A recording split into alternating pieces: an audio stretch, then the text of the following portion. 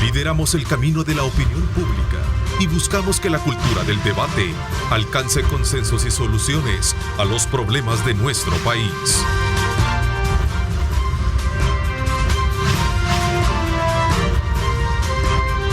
Diálogo con Ernesto López. Son las 6 de la mañana con 32 minutos, 6 con 32 minutos. Como siempre, un placer enorme saludarles a ustedes.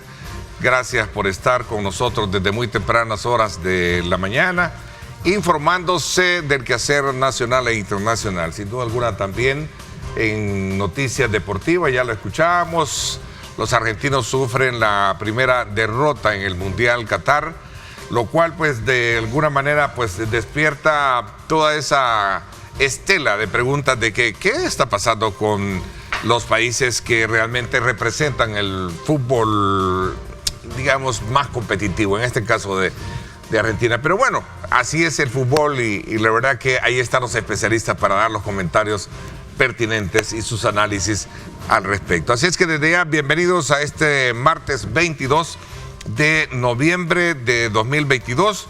Esta mañana queremos hacer un análisis sobre el trabajo legislativo y el aporte que están dando muy significativamente en el tema Plan Control Territorial, régimen de excepción, entre otros aspectos de la realidad legislativa.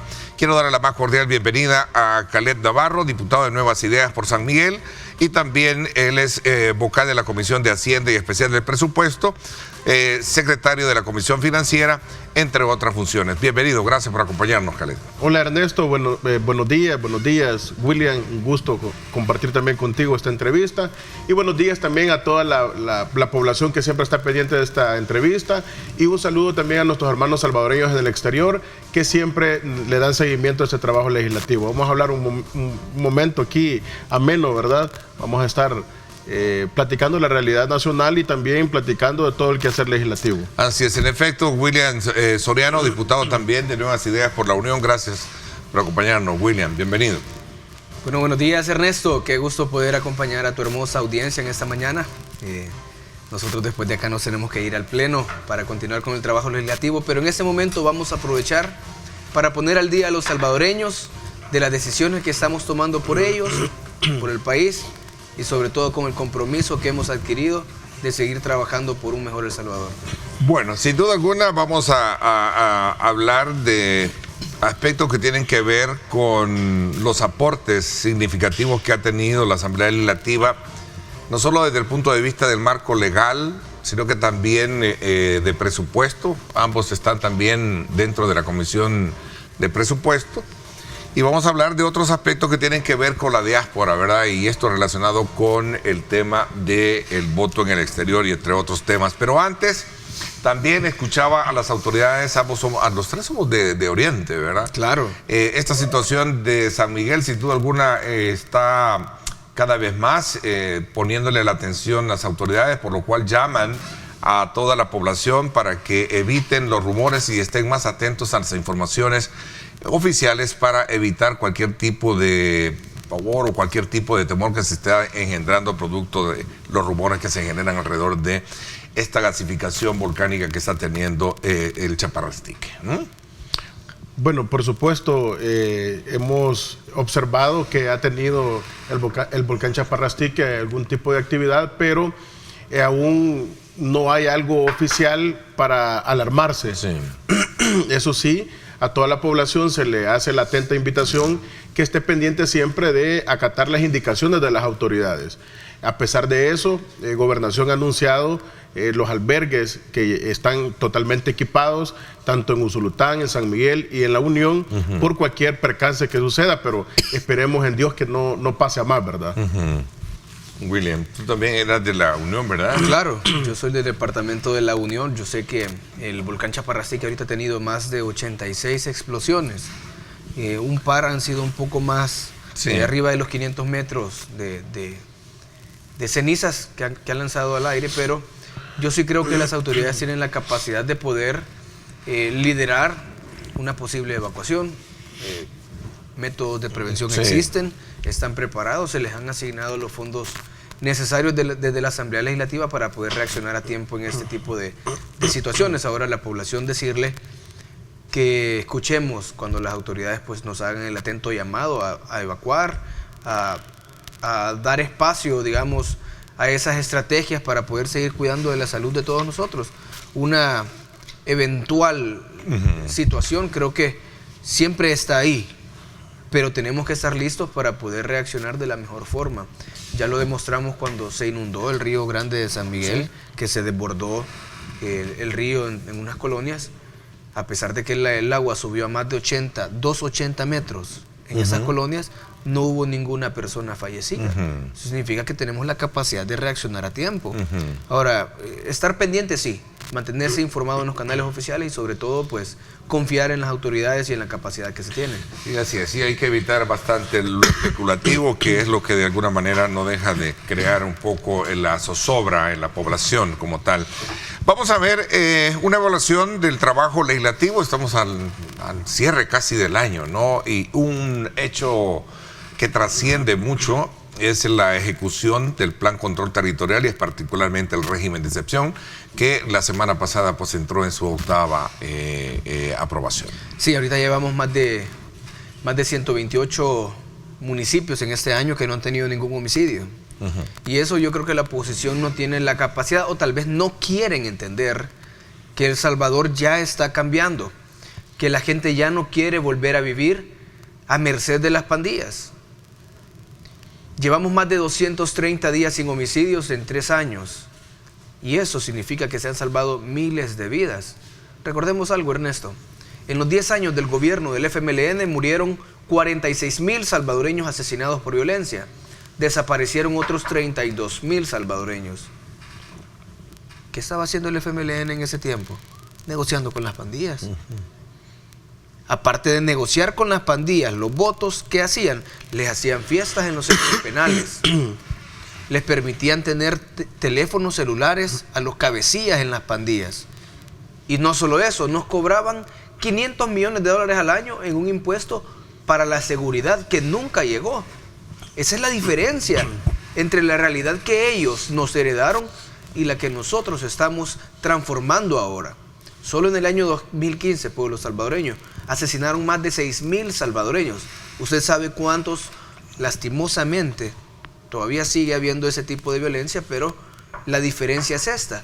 De 6,000 a 500 en un año, esa es una gran diferencia, Ernesto, y eso yo creo que es parte de los resultados del Plan Control Territorial, del dominio que ahora tiene el Estado salvadoreño sobre el territorio salvadoreño y sobre todo de las estrategias que hemos ido implementando una a una. La oposición se ha dedicado a votar en contra en cada uno de estos momentos de la guerra contra las pandillas, pero ya los conocemos, ya estamos al tanto, ya sabemos a lo que ellos van, ya sabemos a lo que se dedican, pero lo importante es que el pueblo salvadoreño y 9 de cada 10 salvadoreños aprueban las medidas de seguridad que se han tomado. Ahí tengo un dato con referencia a la fuente, no la veo, pero sí habla de de una evaluación directamente de cómo estaba el número de homicidios. Más de 230 en la administración Bukele.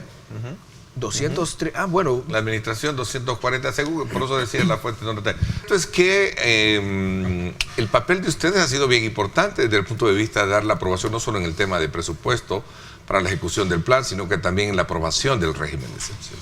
Sí, Ernesto, la verdad es que primero enfatizar, son 241 días, ya que es importante mencionarlo porque un día no lo tuvieron de 0 homicidios estos gobiernos anteriores que han pasado en nuestro país. Entonces es importante decir que en 3 años y medio del gobierno del presidente Nayib Bukele se contabilizan 241 días con 0 homicidios. Esto es muy, muy, muy importante porque solo en lo que va del régimen de excepción llevamos 140 días con 0 homicidios. Entonces, cuando tú tienes un plan de seguridad, para que tú digas que si está funcionando o no, tenés que ver los resultados. Es lógico decir que si algo funciona, veamos los resultados. Antes decían, no, se está haciendo un plan mano dura, super mano dura, se está haciendo esto y lo otro, pero los resultados nunca los veía el pueblo salvadoreño. Entonces, ahora estamos viendo 140 días en esta octava prolongación del régimen de excepción. Entonces, podemos decir que es un éxito. Adicionalmente a eso, se han capturado 58,000 terroristas. Dentro de ellos destacan más de 800 cabecillas que ya no están dando órdenes, ya no están delinquiendo en las calles y que están presos. Esto es muy importante decirlo porque no únicamente se han detenido estos 58,000 terroristas, sino que también sus cabecillas. Pero aparte de eso, también se han golpeado las finanzas de estas estructuras pandilleriles y se han incautado cerca de 1,5 millones en efectivo, proveniente obviamente de venta de droga, de ilícitos. Además de esto, se han incautado armas. Tenemos 2,276 vehículos, 1,862 armas de fuego incautadas y 13,556 teléfonos celulares. Todo esto es gracias al Plan Control Territorial y también al régimen de excepción. Al inicio, nosotros veíamos una oposición. Cuando empezamos el primero, incluso creo que en el primer régimen hubo un voto de arena, creo yo, en el primero. Después se empezaron a abstener, de ahí empezaron a cambiar ya un poco la temática, empezaron a irse no por los resultados, sino por a veces situaciones que se desmentían incluso dentro del pleno de personas que ellos hablaban. A ver, para subir un poco el papel del ausente y colocar un poco en el equilibrio el análisis que están haciendo con relación a ese tema que plantea Khaled, es importante traer a colación que una de las principales posturas que ellos asumen y por las cuales ya no dan sus votos es porque si ya hay en su mayoría la captura, si hay condiciones de seguridad en los territorios, ¿qué necesidad hay de seguir de alguna manera restringiéndole a la población algunos derechos que contempla el régimen de excepción? Es indispensable porque este es un plan que se le ha denominado guerra contra las pandillas. Mira, no podemos nosotros suspender o quitar el régimen de excepción porque todas las personas, todos los pandilleros que están capturados han sido, valga redundancia, capturados en dicho régimen. Recordemos que hay una ampliación del término, hay más facilidad al momento de las telecomunicaciones. Es decir, el régimen de excepción conlleva varias medidas que no las podemos suspender porque obviamente los jueces están dando detención provisional cuando se han ampliado los periodos para la investigación, los procesos de indagación o investigación, utilizando herramientas como la parte telefónica, etcétera, etcétera. Exactamente. Entonces caeríamos en un problema, por ejemplo, de lo que se tenía anteriormente, que se capturaba un pandillero y al juez no le quedaba de otra que liberarlo, porque los procesos, las 72 horas pasaban, no se podía sustentar un buen requerimiento fiscal y se caían los casos. Entonces, concurrir un poco a la petición de la oposición sería de alguna manera echar atrás todo lo que se ha logrado hasta este momento. Echar a la borda, echar a perder el trabajo, ya que nosotros tenemos conocimiento, el presidente lo decía, Nayib Bukele, que había un aproximado de 70,000 pandilleros en nuestro país. Ya nos estamos acercando a los 60,000 pandilleros que están capturados. Hay principales cabecillas capturados. Vos tenés que salir a la comunidad y te tenés que dar cuenta qué es lo que dice la gente. Al final, fíjate que estábamos el día domingo en un torneo de fútbol y se me acercaba una persona y me decía, andaba con short en una cancha abierta y me decía, diputado, lo felicito porque yo tenía 40 años en Estados Unidos y no venía a mi colonia, a mi lugar donde yo nací, porque a mí me daba miedo venir.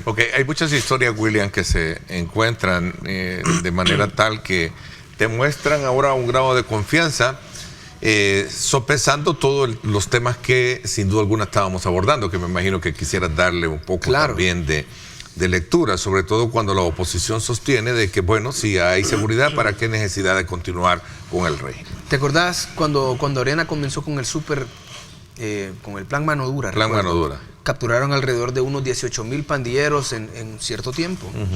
3 días después, ¿qué pasó con esos pandilleros? Estaban libres. Estaban de regreso en las calles. ¿Por qué? Porque no habían las condiciones que ahora tenemos gracias al régimen de excepción. Lo que la oposición realmente quiere es que ya no continúen las condiciones que ha permitido que el presidente, gracias a esas decisiones, tenga el nivel de aprobación que tiene con la gente. Para ellos, atacar el nivel de aprobación altísimo que tiene el presidente, es necesario desmantelar el régimen de excepción. Ellos no están pensando en las personas capturadas.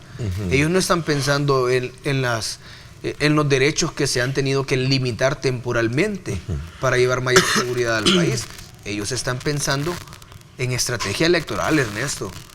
Ellos están pensando en cómo recuperar parte de eso mucho que han perdido en terreno con el presidente.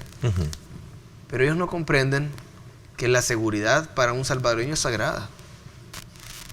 Y el hecho de que ellos se opongan férreamente, sesión plenaria tras sesión plenaria, al régimen de excepción, lo único que está creando es que sus partidos políticos todavía pierdan aún más espacio en la confianza de los salvadoreños.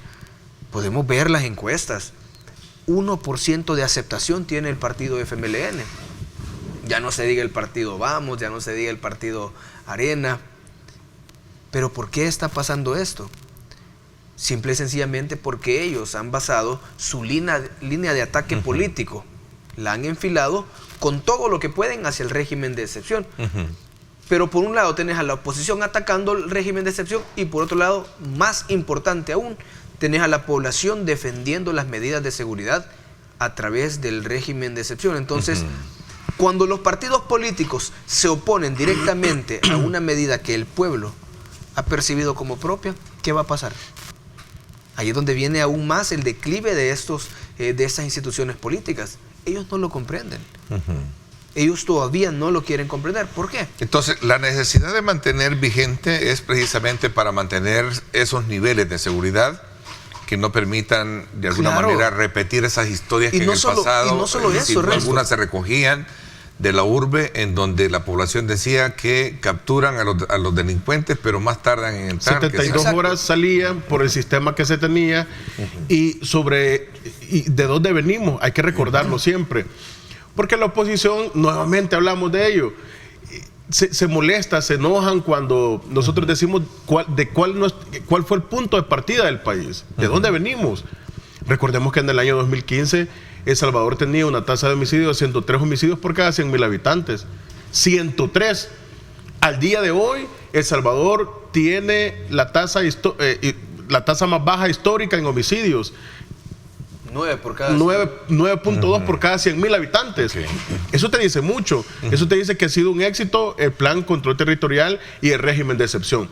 Al final, Ernesto, todo este plan de seguridad es para que la gente ande tranquila, ande segura y no se preocupe por absolutamente nada de seguridad en las calles. A este tema, William, le concurre una discusión y un debate que tiene que ver también con el tema de derechos humanos. Claro. El tema de violaciones de derechos de personas inocentes que han sido detenidas. Este es un tema que también lo hemos abordado con funcionarios de la Administración de Seguridad Pública y tienen desde luego sus argumentaciones, pero este tema también los ha llevado incluso al Estado salvadoreño a ser demandado ante la Oficina de Derechos Humanos de Naciones Unidas, en donde el gobierno también ha llegado a hacer sus planteamientos. Me imagino que ustedes ya están al tanto sobre ello.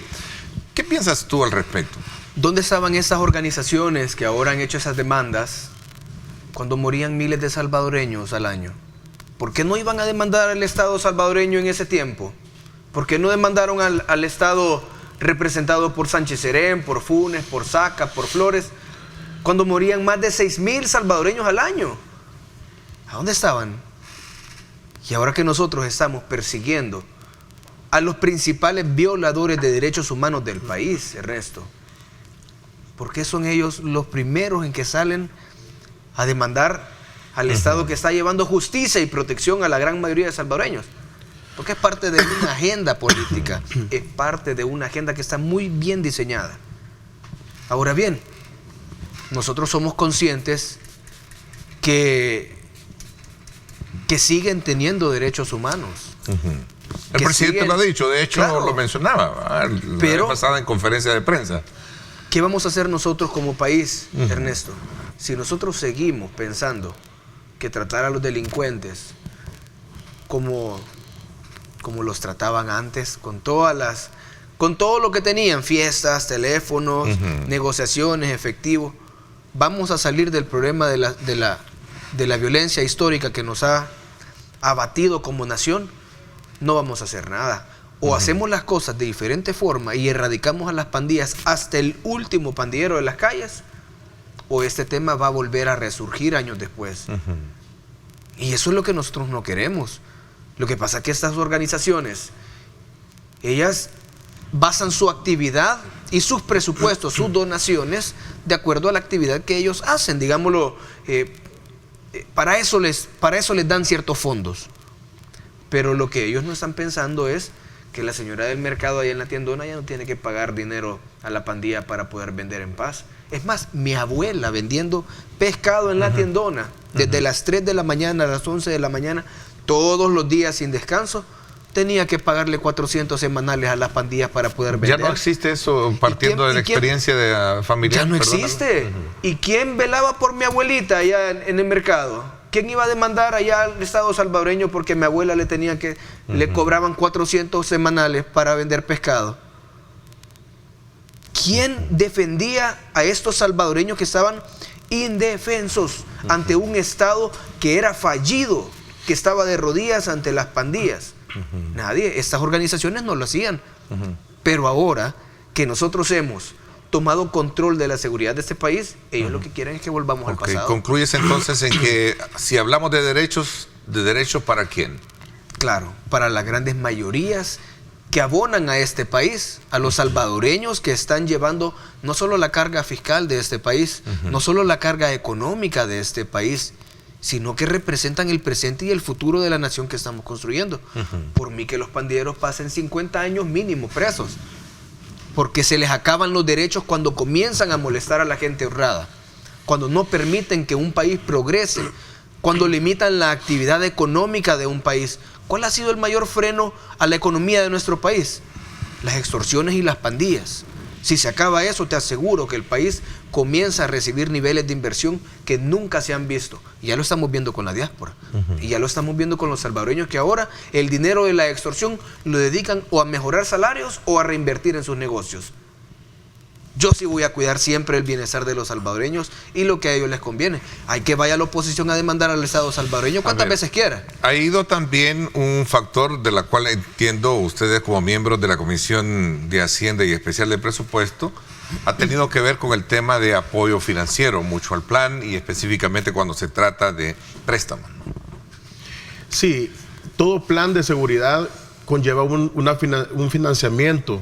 Obviamente, recordemos que cuando el presidente Nayib Bukele llegó al gobierno, tenían ese estira y encoge con la anterior Asamblea Legislativa, si tú recuerdas. Tuvieron problemas, no se les querían aprobar ningún tipo de fondos para el Plan Control Territorial. El FMLN acostumbró a tener en la zozobra a los agentes, a los policías, a todo este cuerpo de seguridad de nuestro país. Era común verlos con botas rotas, con uniformes dañados, con salarios a gente ganando menos de $500 y arriesgando obviamente su vida. Nosotros en esta nueva Asamblea Legislativa nos hemos preocupado para darle primero esa gobernabilidad al presidente Nayib Bukele, posteriormente a eso dar todos los recursos necesarios para que el plan control territorial sea un éxito. Sabemos nosotros los gastos que conllevan equipar a todos los equipos, a todos los agentes, armas, y es una logística bastante grande, y nosotros desde la Comisión de Hacienda y Especial de Presupuesto hemos estado muy activos aprobando y apoyando desde esta comisión, Ernesto. Ahora, hablamos de préstamos en todos los sentidos. Por ejemplo, no solo para el plan que contempla también el tema de las cárceles, que creo que es un punto bien importante mencionarlo en este contexto del análisis que estamos haciendo, porque recojo un poco en retrospectiva lo que he conversado con otros colegas suyos en la Asamblea Legislativa, que el tema carcelario también ha tenido el presupuesto y el dinero pertinente. La construcción de los 2 grandes centros de confinamiento creo que es una de ellos, ¿no? Yo creo que es importante ser bien consecuentes en la estrategia que estamos haciendo. Históricamente El Salvador ha tenido cárceles y ha creado un hacinamiento que muchas veces es insalubre. Nosotros tenemos que pensar al futuro. Si vamos a sacar de la sociedad salvadoreña a 70,000 pandilleros, pues tenemos que tener un centro de confinamiento para terroristas, porque así se le llama, donde estén ellos ya confinados y paguen las condenas que deben pagar bajo un régimen disciplinario que deben pagar. Ahora, ¿cuál es el rol de nosotros como diputados? Asegurarnos que los planes de seguridad del presidente y los demás planes en otras áreas tengan el financiamiento necesario para poder implementarlos. ¿Qué pasaba en los tiempos anteriores? La policía estaba desfinanciada, no tenía equipos, no tenían patrullas, no tenían buenas estaciones de policía. ¿Qué hemos hecho estaban nosotros? Empujando hasta patrullas. Claro, vos veías un policía, daba pesar, el uniforme todo despintado, todo viejo, las botas rotas. Bueno, Oscar Ortiz, cuando lo buscaron los agentes, los policías, los mandó a dedicarse a otras cosas, o sea, no había una tarea de mejorar a los cuerpos policiales en nuestro país. Y nosotros obviamente hemos reivindicado eso, pues. Y lo que hemos buscado, Ernesto, es que desde la Comisión de Hacienda se haga un uso eficiente de cada dólar de los impuestos de los salvadoreños. Se recaudan en el país más de 6,000 millones de dólares en impuestos. De eso, el 39% del presupuesto de este año lo hemos dedicado a 3 cosas: educación, salud y seguridad, aumentando lo registrado al año pasado en estas específicas áreas. ¿Por qué no bajamos la guardia nosotros en el tema de seguridad? Es interesante ese tema, lo voy a dejar para cuando regresemos después de la pausa, porque el plan control territorial tiene sus etapas, ¿no? Claro. Y va desde tomar control de los territorios, lograr penetrar y sacar todo lo que realmente hemos estado hablando, para llegar a construir digamos, ese nuevo ambiente, esa nueva recreación, introduciendo de alguna manera, recobrando ese tejido social que creo que lo desempeña la dirección que preside también el director de tejido social, Marroquín, Carlitos. Y el tema de presupuesto, el tema de educación, el tema de salud, que son factores que sociológicamente han sido considerados también como fundamentales dentro del quehacer de una lectura de lo que significa entrar en un sistema, tal vez no delictivo, sino de situaciones de riesgo para la juventud. Pero están esos, y como también el tema relacionado con las oportunidades de empleo. Así es. Hablamos de eso cuando regresemos, 7 de la mañana en punto. Gracias por estar con nosotros.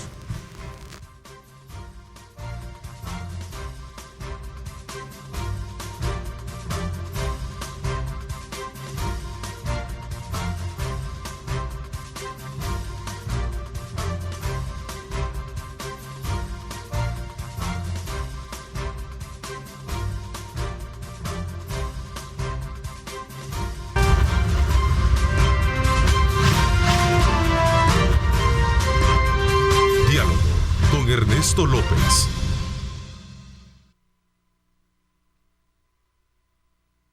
Bien, gracias nuevamente por estar con nosotros. Continuamos en un análisis legislativo del trabajo que se ha hecho en los últimos meses y sobre todo con un énfasis en apoyar el plan control territorial, el apoyo a la política de seguridad del gobierno que tiene que ver con el establecimiento del 8º régimen de excepción y otros aspectos que tienen que ver con el apoyo financiero. Nos acompañan Khaled Navarro y William Soriano, ambos diputados de Nuevas Ideas en la Asamblea Legislativa. A ver, hablábamos un poco de cuál es al terminar de analizar estos temas que he mencionado, podemos ver otra página y tiene que ver precisamente con la esperanza o ese nuevo horizonte que se le debe ofrecer en aquellos territorios que, como bien ustedes decían, en el pasado estaban copados de delincuencia. Claro, fíjate que en El Salvador ya era normal que las familias presupuestaran la entrada y la salida de la colonia, ¿verdad? El dólar que pagaban para entrar o salir. Ya era normal que en el mercado la señora tuviera que vender las primeras 4 o 5 horas de su actividad económica para pagar la extorsión. Ya era normal que las empresas que reparten productos en las colonias presupuestaran la entrada y el pago en la colonia para el pandillero, ¿verdad? Eso ya era normal, pero en ningún país del mundo eso es normal. En un país donde el Estado le garantiza la seguridad, no solo a los empresarios, sino también a los ciudadanos, eso no es normal. Ahora, ¿qué ha venido a hacer la estrategia del gobierno del presidente Bukele? Devolvernos la normalidad que tienen muchos países. O sea, El Salvador ya no considera que es normal tener que pagar para entrar a tu colonia donde vivís. Ya no considera que es normal tener que pagarle a un pandillero para poder echar a andar tu negocio todos los días. Ya no es normal que el taxista pague por entrar a una colonia a dejar un cliente. Esa es la realidad que nosotros estamos cambiando, Ernesto. Y es la realidad que vamos a seguir en esta misma trayectoria hasta lograr que El Salvador se consolide como una nación segura. Porque ahorita estamos aspirando, estamos trabajando la estrategia para que El Salvador pueda consolidarse. Hay un énfasis en presupuestos destinados al tema de educación, rubro de salud y otros, ¿no? Hablábamos de casi el 39%, casi el 40% a esos 3 rubros: educación, salud y seguridad. Histórico. Digo, porque estas zonas que antes estaban a criterio de lo que mostraban los estudios, ustedes lo han recalcado, en total abandono, eran los principales hacimientos de delincuencia. Y lo voy a decir de una manera sin querer estereotipar, pero cuando no tenías alternativas para poder volver productivos o generar espacios de recreación, educación, buena salud, buenas calles, ¿qué es lo que te podía esperar en esta zona? Claro, era la total ausencia de un Estado. No estoy haciendo ningún tipo de peyoración o algo peyorativo o discriminativo, ¿no? Simplemente hago un poco la recreación de lo que antes se tenía, lo que se puede tener. Mira, vámonos, hagan un ejercicio tan sencillo como buscar la página de Twitter de la Dirección de Obras Municipales y van a ver un ejemplo que a mí me hacía reflexionar mucho.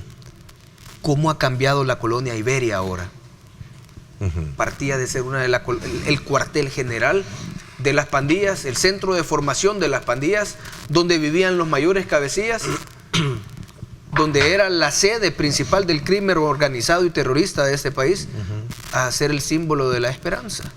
Calles nuevas, totalmente pavimentadas, libres de postes, digamos, aquellos que cuidan en las esquinas, los pandilleros, pero sobre todo ahora tenés esas nuevas generaciones que se sienten en total libertad de poder ser niños libres, que puedan crecer en una sociedad diferente.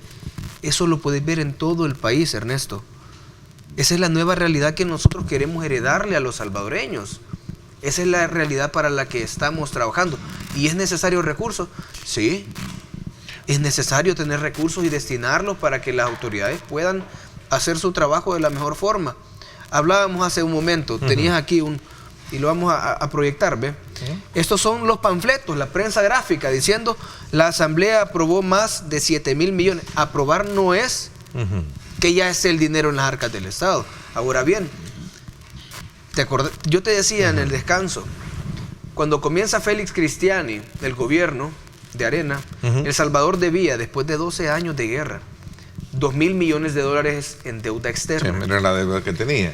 Cuando termina el gobierno de Sánchez Serén, el país debía casi 20,000 millones de dólares, 10 veces más. ¿Qué pasó con ese dinero? ¿Por qué ese dinero no se utilizó en educación, salud y seguridad? Se utilizó para los negocios de todos, porque ahí vemos a Tony Saca salió con 300 millones bajo la bolsa. Aquel salió con un banco debajo del brazo. Funes se volvió hasta nicaragüense y operó a la mujer. Si solo las orejas le faltó operarle. Sánchez Serén se llevó toda la familia a Nicaragua y todos viven alivianaditos bajo el régimen de Daniel Ortega. Es que había deuda y fondos para todos menos para el pueblo salvadoreño. Esos casi 20,000 millones de dólares se pudieron haber utilizado para garantizar que El Salvador fuera un país seguro, con educación y con salud. pero no se hizo. Khaled, ayer hablaba, por cierto, con unos pastores de las iglesias evangélicas en el marco del Día Nacional de la Oración, que se conmemora el día de miércoles, mañana, ¿no? 23. Y hablábamos particular, y lo digo esto porque tú eres un hombre de fe, igual que muchos. Yo también, Ernesto. También, ok. Claro. Y hablábamos precisamente sobre, en el tema del control territorial, qué bueno es lograr recuperar aquellos territorios del asedio que en algún momento se tenía. Sí, correcto. Pero también es importante involucrar aspectos que tienen que ver con no solo la moralidad, no solo con los valores, sino del respeto, sino que también con la espiritualidad también, ¿no? Sí, mira, es importante, aunado lo que estaba explicando William, si tú te fijas... Ya lo estaba dejando fuera de la iglesia. Sí, no, sí. Por favor. Si tú te fijas, Ernesto, lo que ha sucedido es que cuando un adolescente o un niño salía de su comunidad, lo primero que podía observar este niño era los grafitis alusivos a las pandillas. Imagínate la basura visual que tenía que consumir estas generaciones nuestras al nomás salir de su casa. Entonces, desde la Asamblea Legislativa aprobamos de igual forma eliminar todo, acabar con todos estos símbolos de pandillas. Entonces, ahora tú sales a esas comunidades que tenían esas paredes llenas de grafitis alusivas a esas pandillas, ahora ya ves una pared blanca o ya ves algún arte que hayan hecho, pero ya el niño, el adolescente ya no consume esa basura visual. Aparte, o sea, la intervención de los territorios involucra muchos aspectos. Involucra que mucho educación, salud, rescate de valores, espiritualidad. La iglesia juega un papel muy importante en ello. Por supuesto, aquí todos tenemos que hacer nuestro papel, todos estos agentes. Imagínate cómo era posible que los gobiernos anteriores nunca le apostaron a la educación en nuestro país. ¿Acaso querían un pueblo ignorante? ¿Acaso querían un pueblo en retroceso? Para mí, la educación es el único que puede sacar a nuestras generaciones adelante. Un país educado es un país que tiene esperanza. Y siempre nos prometían a nosotros que mejorar las escuelas, que las universidades, que los presupuestos, nunca nos cumplieron absolutamente nada. Ahora nosotros desde esta nueva Asamblea Legislativa hemos dotado de recursos, va el programa de Mi Nueva Escuela, Crecer con Cariño y muchos planes de educación que pronto se irán viendo porque la oposición, hoy aprobamos un financiamiento para una escuela y en la siguiente plenaria dicen, ¿y dónde está la escuela? Es decir, se meten en un debate bastante hasta ignorante de la manera en que ellos quieren debatir. O ellos piensan que todavía la población les creen las cosas que ellos manifiestan. Y así pasan en 2, 3 plenarias. Pero miren, ya aprobamos la vez anterior que iban a hacer 100 escuelas. ¿Dónde están las 100 escuelas? Como que por arte de magia se construyen un edificio. Ellos cuestionan mucho el tema de deuda. De hecho, lo acaba de mencionar William sobre el tema de deuda. Una información publicada en un matutino hoy habla, tomando como punto de referencia algunos indicadores, que la actual Asamblea ha aprobado más de 7.000 millones de deuda en gobierno. Esto no solo para el tema de educación, en términos generales, ¿no? Y ese es uno de los argumentos que tiene la oposición. ¿Qué piensas? Fíjate, Ernesto, nosotros hemos aprobado los presupuestos con la menor brecha posible. Así es. Yo creo que la brecha de este presupuesto va a ser de 500 millones, si mal no recuerdo, o de 400. De 200 y algo, pero... Y esto también tiene que ver con toda la recaudación que está haciendo el Estado salvadoreño combatiendo la evasión y la elusión fiscal. Así es. Se aumentó $1.000 millones más del presupuesto versus el año anterior. Y se le siguen haciendo siempre apuestas a los 3 pilares fundamentales que nosotros o el gobierno del presidente Nayib Bukele tiene la visión: educación, salud y seguridad. Lo que el pueblo salvadoreño necesita, nosotros estamos gestionándolo, estamos preocupándolo porque salgan. Y lo mejor es, hablan de endeudamiento y hablábamos lo que hablamos siempre con la comisión, y todos esos millones y millones y millones de dólares que se endeudó el Estado salvadoreño, yo no veo nuevas escuelas. Mira, Ernesto, es que solo tenés que salir. ¿De qué departamento eres tú? ¿De la Unión también? Usulután. De Usulután. Hay escuelas que parecían cárceles, con unas ventanitas pequeñas. Y ¿cómo se iba a incentivar un niño, un adolescente en estar en esas aulas si lo primero que veía era goteras o veía filtraciones de agua o veía pupitres quebrados? El énfasis del presupuesto actual son los tres, ¿verdad? Tres Salud, pilares. educación y seguridad. Esos son los tres pilares fundamentales. Entonces, ¿qué hicieron con tanto dinero? Robárselo. Porque no tenemos otra respuesta para ello. Ahora nosotros estamos fiscalizando. Desde la Comisión de Hacienda estamos verificando que todo lo que se está aprobando vaya a su destino, vaya a ejecutarse, y lo estamos revisando. Y si tú te fijas, hemos llamado a toda la cartera, a todo el gabinete, a todos los ministros para que vayan a defender el presupuesto que van a ejecutar. Ahí cualquier diputado de la oposición puede ir y preguntar en qué se va a gastar o en qué se va a ejecutar ese dinero que están solicitando. Ahí no se esconde nada, es a puerta abierta, a los medios de comunicación abiertos. Ahí no hay nada que esconder, porque ahora sí se hace de una manera transparente la ejecución del presupuesto general del Estado. En resumen, el tema de la educación encierra el énfasis en la primera infancia, calidad educativa, ambiente educativo y el tema de más inversión con el tema de las escuelas. William, ya para el cierre, porque lamentablemente todo lo bueno tiene fin, ¿no? Bueno, yo creo que la población es muy consciente del trabajo que hemos venido realizando en estos, digamos, 19 meses de trabajo en la Asamblea Legislativa. Hay mucho trabajo por hacer, claro, pero es innegable que hemos avanzado mucho. El Departamento de la Unión ha venido cambiando muy drásticamente. Calles, obras públicas, inversión en educación, seguridad. Te puedo decir que más de 14 municipios del Departamento de la Unión no han tenido un solo asesinato en este año. Y eso no es casualidad ni coincidencia, es el fruto de un trabajo muy serio de este gobierno acompañado por esta nueva Asamblea Legislativa. La oposición, bueno, ya lo vamos a ver más tarde en la plenaria. A lo que llegan siempre es a oponerse, a ver qué rascan, a ver qué rédito político logran obtener, pero se les olvida que han caído en desgracia total en la confianza del pueblo salvadoreño. Gracias, Ernesto, por esta invitación. William, ha sido un gusto también estar contigo.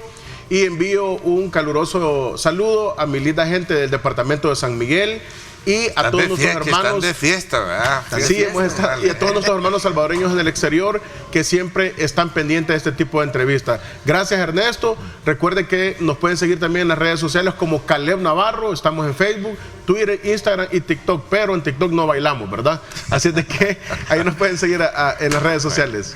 Gracias. Vamos a agradecerles a ambos. Me dio muchísimo gusto saludarlos esta mañana y conocer desde el punto de vista de ustedes la evaluación del trabajo legislativo que llevan a cabo. Por cierto, antes de presentar a nuestro segundo invitado en la segunda parte, que es el ministro de la Defensa, con quien vamos a hablar acerca de estos nuevos decomisos de alijo de drogas que se han tenido y otros trabajos también que tienen que ver con el plan control territorial. Esta mañana se conoció también, para todos los amantes de la trova, el fallecimiento del cantautor Pablo Milanés, creador de varias canciones, Yolanda y otros que están ahí precisamente en el repertorio de la memoria de muchos. El artista falleció precisamente en Madrid, donde residía desde hace años, precisamente para recibir un tratamiento médico por el padecimiento de un cáncer que tenía. Así es que también ha sido una pérdida bastante fuerte, sobre todo cuando se trata de ver la poesía, de ver el poema traducido en una buena canción, ¿verdad? Ese era Pablo Milanés. Que descanse en paz. Que descanse en paz. Gracias, y nos vamos entonces a la pausa y regresamos con más acá. Gracias por sintonizarnos.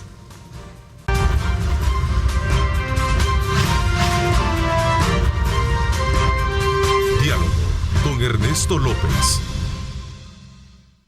Bueno, gracias nuevamente por estar con nosotros a esta hora de la mañana. Agradecemos como siempre la presencia de ustedes y también el mantenerse muy activo, enviándonos sus comentarios, sus preguntas para nuestros invitados. En esta segunda parte del programa, quiero darle la más cordial bienvenida al vicealmirante René Francis Merino Monroy, ministro de la Defensa, con quien vamos a hacer una valoración acerca de el trabajo que se está llevando a cabo en el combate de la narcoactividad. Se ha tenido conocimiento de un último decomiso y vamos a hablar también de otros aspectos que tienen que ver con el tema de seguridad. Ministro, bienvenido, gracias por acompañarnos. Gracias, buenos días Ernesto, buenos días a todas las personas que nos sintonizan. Nuevamente nos encontramos acá para compartir con ustedes el trabajo que realiza la Fuerza Armada, en este caso algo específico relacionado a la lucha contra el narcotráfico.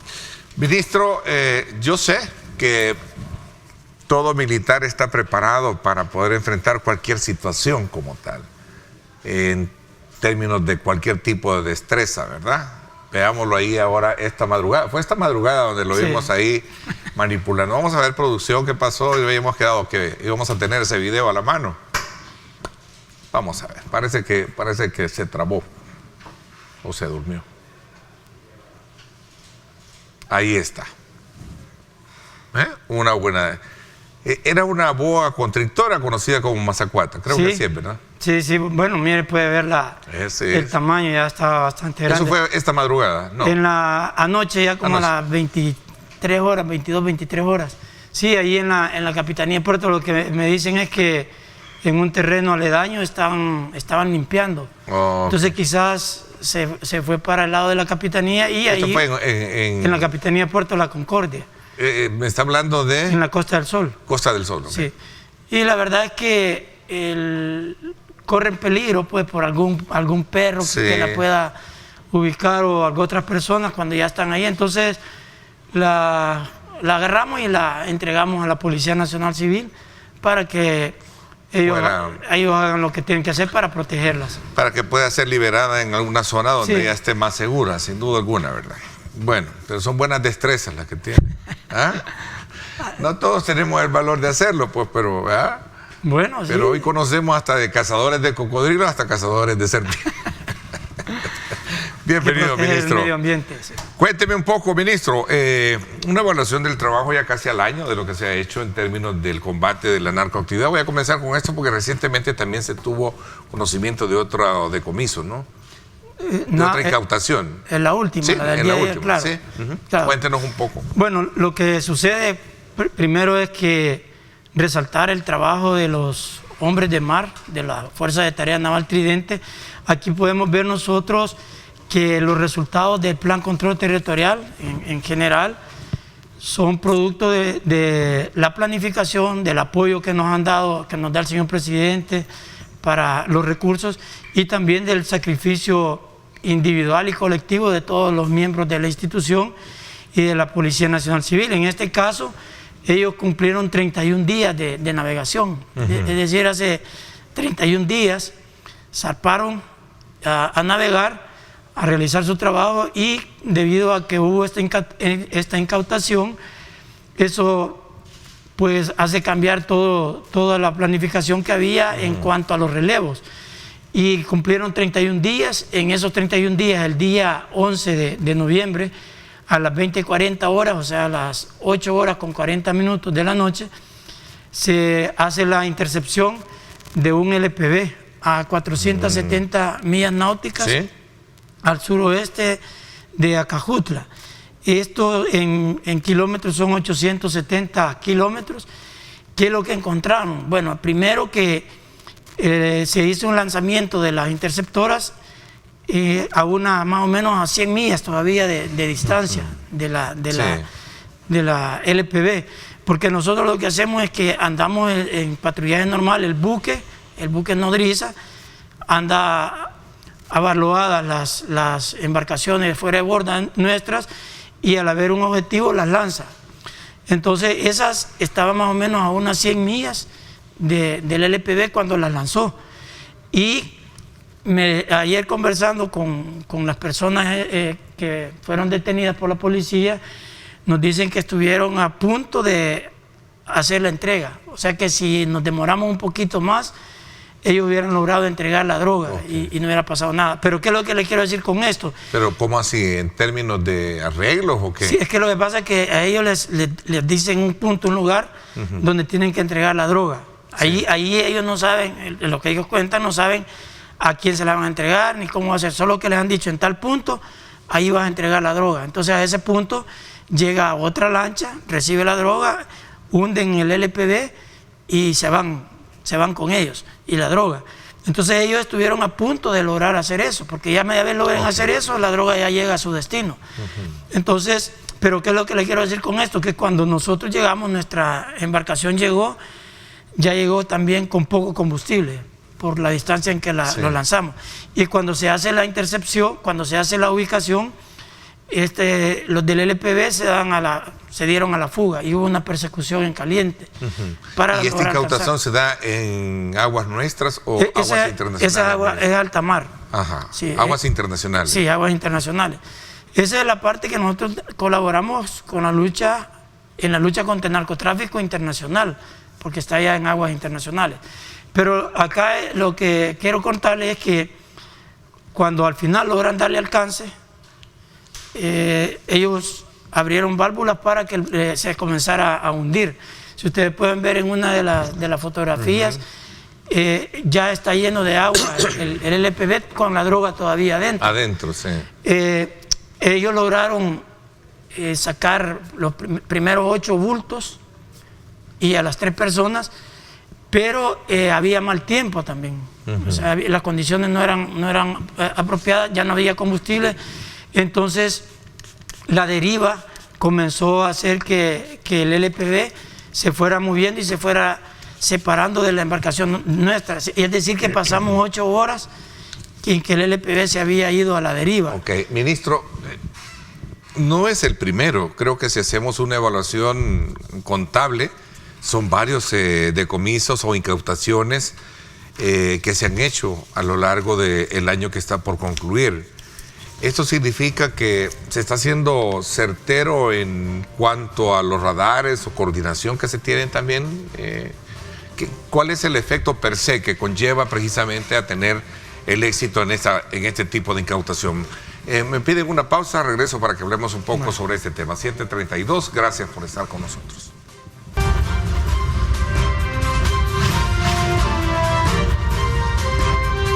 Diálogo con Ernesto López.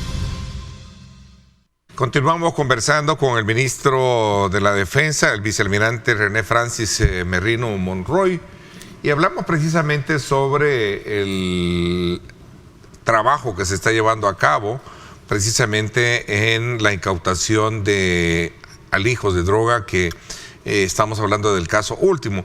Y hacía una reflexión después de ver cómo de manera estratégica o tácticamente pues se ha logrado dar con estos decomisos, ministro, el hecho de que cómo se logra, digamos, detectar todo eso, cómo se coordina. Entiendo que recientemente, no sé si esto tiene que ver mucho, hubo una conferencia de las Fuerzas Armadas de Centroamérica en la cual hay patrullajes conjuntos. Entendería que hay un esfuerzo de coordinación, ¿no? Sí, hablando específicamente de la lucha contra el narcotráfico en el Océano Pacífico, hay que recordar que El Salvador ha firmado un convenio en el cual ustedes pueden darse cuenta que allá en Comalapa hay un CSL, se llama, que es una estación de monitoreo que tiene Estados Unidos, donde están sus aviones para todo el continente americano. Ajá. Entonces esa estación tiene relación con Yahara South, que está en Key West. Nosotros en Yahara South tenemos un oficial de enlace. Hay 18 países del continente que tienen representantes en ese lugar. Entonces allí nosotros intercambiamos también información. O sea que cuando nosotros tenemos información de alguna traza o de algún evento y está fuera de nuestra área jurisdiccional, entonces compartimos esa información, como también ellos comparten cuando tienen información de alguna traza que pueda estar frente a las costas de nuestro país. Ese es una de los métodos que tenemos, pero también mantenemos relaciones con otros países, con las marinas de otros países, en los cuales tenemos intercambio de esa información. De esa forma nosotros vamos dándonos cuenta cuando tal vez han detectado en otro país una traza y que tal vez ya no está al alcance de ese país. A partir de ese momento nosotros comenzamos a hacer cálculos, aparte de que tenemos en el cuartel general de la Fuerza Naval un centro de monitoreo que nos permite con tecnología ir haciendo esos cálculos, ir determinando distancia, velocidad y tiempo, la posición donde pueda venir esas embarcaciones. Y de esa manera nosotros hacemos nuestras operaciones, hacemos las intercepciones, hacemos cálculos, verdad es para saber el punto de máxima aproximación, de acuerdo a la velocidad que se le ha venido observando a la embarcación, a la narcolancha, es la velocidad, el tiempo que trae navegación. Entonces vamos calculando dónde podríamos nosotros interceptarlo. Nosotros tenemos, ahora ya hay tecnología para esto, pero los marinos en nuestra formación hemos aprendido en la ruta de maniobra a hacer los cálculos cinemáticos. Y a través de esos cálculos cinemáticos es que nosotros podemos determinar en qué momento interceptar a una embarcación. Entonces, de esa manera es que nosotros logran. Y también cuando en algunas ocasiones han habido apoyos de las aeronaves del CSL, que es parte del convenio que tenemos con Estados Unidos, donde, como le digo yo, tenemos en Key West, en Yahara, un oficial que nos está alimentando. Él pasa información a nuestro centro de monitoreo aquí en San Salvador, al nuestro, y nosotros le estamos transmitiendo a las unidades que están navegando la información. Aparte que también las unidades tienen radares y tecnología que les permita ir detectando también la ubicación de estas narcolanchas. En cuanto a la efectividad, lanchas que nosotros hemos ubicado siempre la hemos logrado interceptar. Y por ejemplo, este año hemos hecho 6 operaciones exitosas. En las 6 operaciones llevamos ya 10.5 toneladas de cocaína, y hemos participado en 3 operaciones más de manera combinada, en las cuales las interceptó México y Guatemala. Es decir que si ya la embarcación está fuera de nuestro alcance, le pasamos información a estos países y ellos hacen las intercepciones con el apoyo. Esa es la forma como nosotros trabajamos a nivel internacional, pero también internamente tenemos la participación de la Fiscalía General de la República, porque ellos saben lo que nosotros andamos haciendo para que todo el proceso sea legal, y también la Policía Nacional Civil, la DAN, la STOR de la policía, que hay ocasiones en las que nosotros estamos retirados de la costa y han habido trazas costeras que las ha interceptado la Policía Nacional Civil. Entonces, El Salvador en verdad goza de un prestigio internacional muy alto, la Fuerza Naval de El Salvador, porque somos en la región los únicos que hacemos incautaciones a esa distancia de la costa. Entonces, es parte de la preparación que tenemos nosotros. Como le estaba mencionando, en este caso los tridentes pues llegaron ya en el momento oportuno, ya sin combustible, pero lograron rescatar todo el cargamento y a las 3 personas. A ver, ministro, ya entrando un poco también en otros aspectos que tienen que ver con el trabajo territorial que desarrollan, sin duda alguna se siguen teniendo buenos resultados, y sobre todo la percepción misma que la población tiene sobre lo que se está haciendo en el territorio en materia de seguridad, ¿no? Efectivamente, también acordémonos que el Plan Control Territorial es un plan holístico que considera todos los aspectos relacionados con la seguridad. Ya estábamos hablando de la lucha contra el narcotráfico, que no solamente la hemos realizado en alta mar, sino que también en la parte continental. Y yo creo aquí oportuno mencionar que en el periodo desde junio del 2019 hasta noviembre, nosotros, si comparábamos ese periodo en la administración anterior, los 3 años y más de 7 meses, ya superamos las incautaciones de droga que hicimos en ese periodo, la gestión anterior. ¿Y cuál es lo que ha marcado la diferencia? Porque la Naval ha mantenido el mismo nivel, es decir, siempre la misma eficiencia.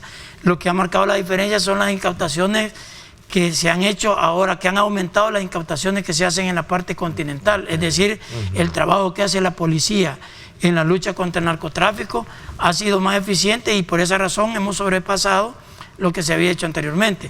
Pero eso es parte del plan control territorial. Ahora... O sea, encierra también esas áreas, exactamente. No solo se queda en el tema... Pero, aunque tiene mucha incidencia, por lo que yo recuerdo, perdón que lo interrumpa, yo recuerdo que usted me decía, si es que el problema también de la narcoactividad tiene que ver mucho con el punto operativo que tienen en estos grupos que están siendo capturados hoy en día. Si eran los, ¿cómo se llama? Parte de por qué se daban los homicidios. De los distribuidores. Parte de por qué se dieron muchos homicidios de parte de las pandillas es porque se disputaban los territorios, o sea, la venta de la droga que iba a otro territorio, entonces ahí es donde ellos cometían los homicidios. Entonces, hablando ya del plan control territorial, la lucha contra el narcotráfico tiene que ver, también tiene incidencia directa en la reducción de los homicidios, porque en la medida que nosotros vamos reduciendo eso, le vamos limitando a los narcotraficantes, a los pandilleros, la venta de la droga, obviamente eso va haciendo que también ya no se cometan esos homicidios que se cometen producto de la venta de drogas. Otro aspecto importante que tiene incidencia la lucha contra el narcotráfico es que a través del narcomenudeo las pandillas se autofinanciaban o tenían recursos, lo cual se les ha estado cerrando porque hemos visto que las incautaciones han aumentado.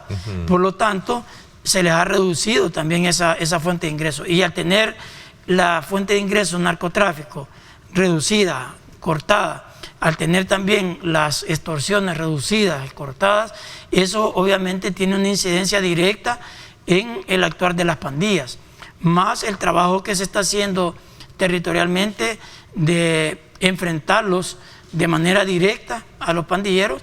Hemos visto la cantidad de personas que están detenidos, más de 58,000 detenidos, y en la cantidad de campamentos, también estamos llegando ya a 200 campamentos que se han desarticulado. Entonces, si nosotros vemos todas las acciones que se realizan en temas de seguridad, son las que están generándole a las pandillas esa inestabilidad, y que ellos, en la medida que se les van cerrando todas las válvulas que tenían ellos de ingresos, pues en esa medida también tienen que actuar, tienen que hacer otras acciones en las cuales nos permite a nosotros ubicarlos. Ministro, aquí hay una pregunta que me parece interesante, siempre en consonancia con lo que se está haciendo en el territorio. Y preguntan, ministro, nosotros vivimos en el sector de Soyapango. Acá realmente se ha visto muy efectivos los planes, pero todavía quedan escondidos muchos y que por temor de las familias no quieren hacerlo. ¿Cuáles son las acciones que van a hacer para poder limpiar el sector? Aquí habla de un sector de Altavista, pero no sé si eso es Soyapango, ¿no? Bueno, Altavista tiene que ver mucho. Hay varios municipios que tienen también el sector en el sector de Ilopango, dice acá. Bueno, por esa razón nosotros hemos continuado solicitando la prórroga del régimen de excepción, porque nos permite hacer esos trabajos.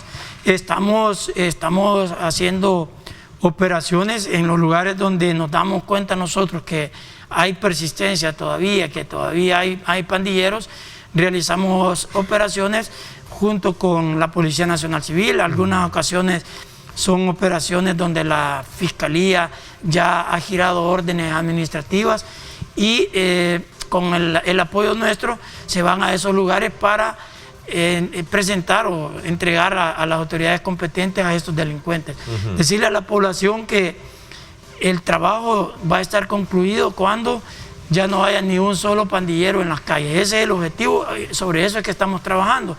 Por esa razón es que para muchas personas, para muchos ciudadanos honrados, es de mal gusto cuando salen algunas personas abogando porque ya no se siga con el régimen de excepción. ¿Por qué? Porque ellos aducen que hay violaciones a derechos humanos. Bueno, y a propósito de esa demanda que se le ha hecho al Estado, ya el Estado ya se pronunció, el jueves pasado tuvo audiencia, hubo funcionarios que fueron honestados. ¿Qué opinión tiene sobre el tema de las torturas y todo eso, ministro? Voy a hacer una pausa y regresamos hablando con este tema. Gracias por estar con nosotros. 7:47.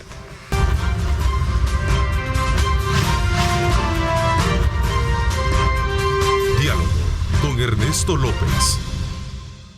Gracias por estar con nosotros a esta hora de la mañana. Vamos a aprovechar un poquito luego de la evaluación que hemos hecho en estos minutos anteriores con el ministro de la Defensa sobre lo efectivo que ha sido el plan para combatir la narcoactividad y por supuesto también conocer de cerca el plan operativo que se lleva a cabo en territorios acompañando el plan control territorial bajo el régimen de excepción. Y él hablaba precisamente que pese a todas las, digamos, el resultado positivo que se ha tenido, siempre hay voces que cuestionan el tema de derechos humanos.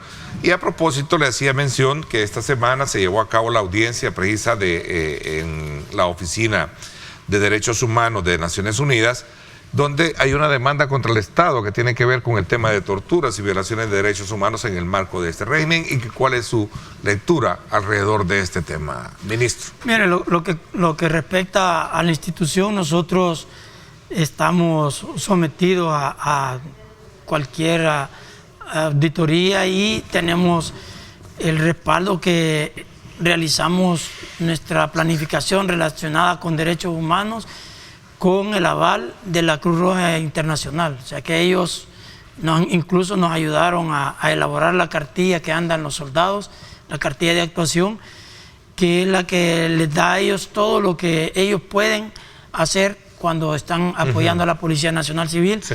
Estamos en estos días en unos seminarios que nos está impartiendo la Cruz Roja Internacional, y nosotros siempre hemos sido respetuosos de los derechos humanos. Eso es lo que yo puedo opinar al respecto. Ok, ministro, sobre la base de, pregunta acá, el tema de las personas que detienen y el conocimiento que se tuvo reciente de una declaración de un líder indígena de que soldados le habían dicho que ellos lo que tienen es orden de matar. ¿Qué piensan al respecto? Bueno, con una declaración que dieran. Claro, con lo que le explicaba anteriormente, le puedo decir que el soldado tiene por escrito una cartilla donde está todos los procedimientos que él debe de seguir cuando están apoyando las funciones de la policía, la seguridad pública. Y ese es su parámetro de actuación. Eso es lo que a él lo va a respaldar, a un soldado, es lo que lo va a respaldar ante cualquier situación que se le presente. Jamás nosotros hemos fomentado. No, y mucho menos. Bueno, ustedes han visto cómo soldados se han arriesgado su vida por rescatar a algún pandillero que ha resultado herido. Ya hemos visto, nosotros hemos publicado cuando hubo un lugar aquí, creo que fue por Rosario de Mora, por este sector, donde los pandilleros hicieron una agresión ilegítima contra los soldados. En la legítima defensa salió lesionado un pandillero, pero quedó en un barranco, bien separado de donde estaban los soldados, y los soldados improvisaron con una hamaca, improvisaron para ir a sacar a esa persona del lugar. Tuvieron que caminar bastante distancia, en un terreno quebrado, para rescatar a esta persona. Entonces, eso es la realidad que nos pasa a nosotros. Incluso han habido momentos en que ha habido hasta demasiada confianza de parte del soldado. El soldado que nos mataron en Laguna Seca, en Chalatenango, que él pudo haber hecho disparar cuando estaban los pandilleros, y él no usó su arma. ¿Por qué? Porque estaba respetando la vida de ellos. Ahí fue donde le hicieron el disparo y lamentablemente falleció. Creo yo que eso da cualquier respuesta a las preguntas o a esas inventos que hace la gente. Jamás se le ha hecho a un soldado, siempre se le ha enseñado el respeto, damos derechos humanos en todos los niveles, en los niveles de educación superior, educación media de nosotros y también en los adiestramientos. Ministro, hay un tema que me gustaría tratarlo con usted y es precisamente sobre la juramentación de nuevos reclutas dentro de las filas del ejército. ¿Cómo están las convocatorias y todo esto? Bueno, tenemos una planificación nosotros en el año cuántos reclutamientos tienen que haber, de qué cantidades. La juramentación que se hizo la semana pasada de 1.125 miembros de la institución, dentro de ellos hay 298 mujeres, que estos cuadros se van a sumar al plan control territorial. Cuando las personas mencionan algunas colonias, algunos lugares donde todavía hay persistencia de pandillas, precisamente para eso es que nosotros estamos utilizando estos miembros, para ir ampliando, para ir llegando, para cubrir más espacios que no los habíamos podido cubrir, obviamente, porque no teníamos los suficientes elementos. Y hay otra cantidad también que están en adiestramiento, pronto también van a ser juramentados, que sería con los que se cierra el año 2022 ya los reclutamientos. Sí. Y con eso ya estarían listos para que a principios del próximo año ya se integren directamente al plan control territorial. Y de esta manera ir apoyando más a la Policía Nacional Civil, llegando a otros lugares donde a este momento todavía es necesario que haya más presencia de la autoridad.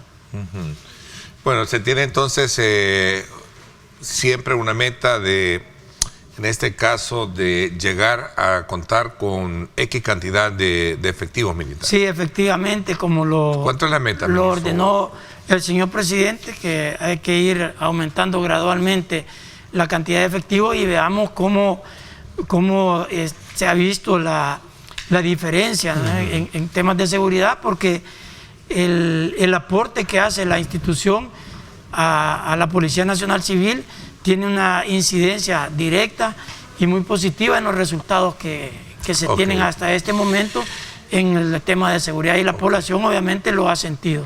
Pero obviamente para ello también se requiere de presupuesto. ¿Cómo está el presupuesto de la partida que tienen para este año?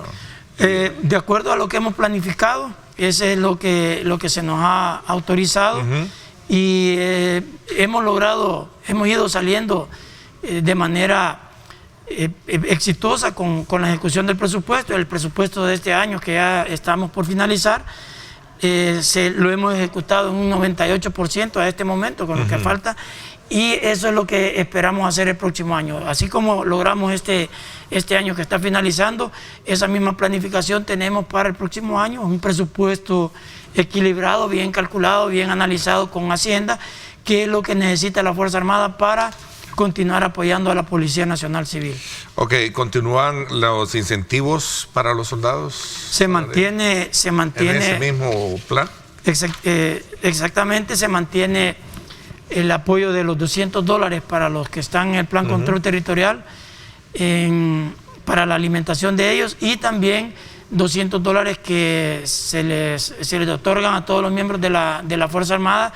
Pero aparte de eso, estamos mejorando la atención sanitaria. Recuérdese que hay veces no solamente lo que usted gana, sino que también cuando se enferma o cuando tiene una necesidad, usted sabe lo caro que es la salud.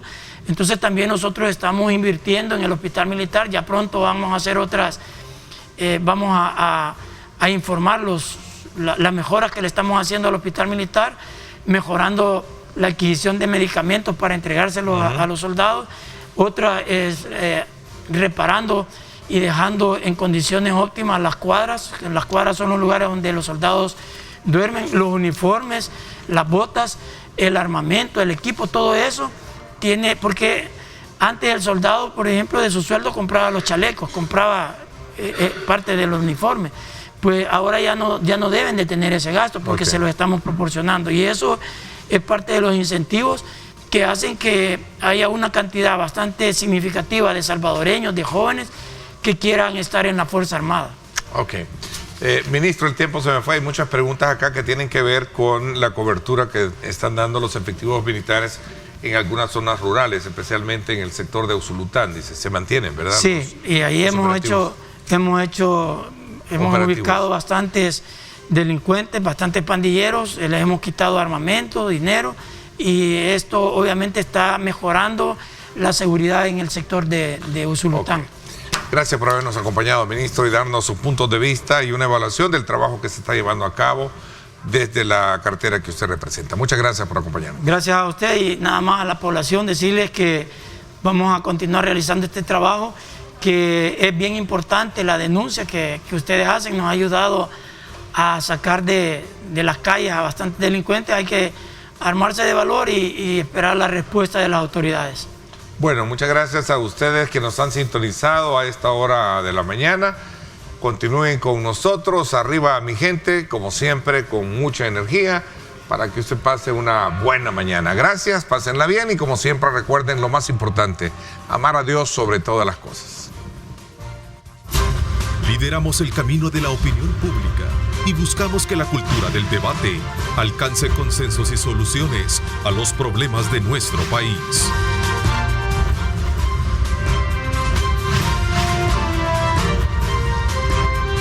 Diálogo con Ernesto López.